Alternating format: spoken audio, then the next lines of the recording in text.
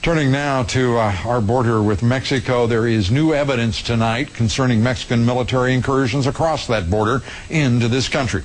We've reported here on many of the incidents over the past. Tonight, we report just how serious and how widespread those threats are. As Casey Wyan now reports, some of the armed Mexican military and police officers crossing that border are smuggling everything from drugs to illegal aliens. In July 2006, Border Patrol agents observed a Mexican police vehicle escort 5 people to a gate on the All-American Canal near Calexico, California, on the U.S. side of the border. The 5 illegal aliens were apprehended by U.S. authorities, while the police vehicle returned across the border.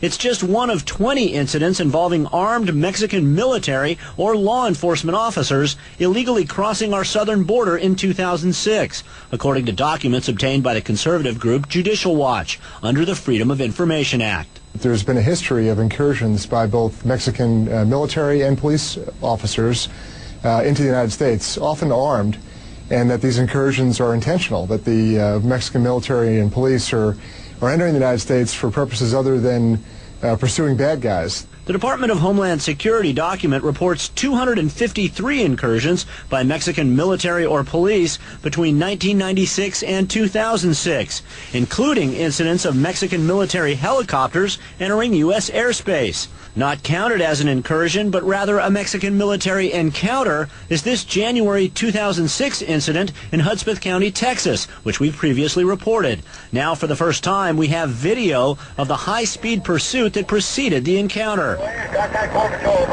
Texas public safety officers chased a Cadillac Escalade and 2 other vehicles near the Rio Grande. One of the vehicles escaped across the border. Another became stuck in the river, whereas these photos show men in fatigues unloaded bales of marijuana under the protection of a Humvee armed with a .50 caliber machine gun.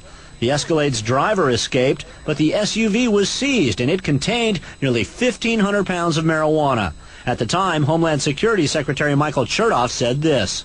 I think to create the image that somehow there is a deliberate effort by the Mexican military to cross the border would be really to traffic in, kind of scare tactics. I don't think that we have a serious problem with official incursions. Some Border Patrol agents have told CNN the threat from well-armed Mexican military and police officers working with smugglers is both real and serious.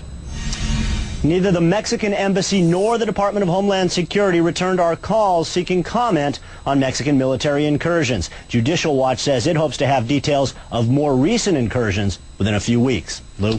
Well, good for Judicial Watch and for taking the initiative. And my God, what in the world is this Secretary of Homeland Security thinking?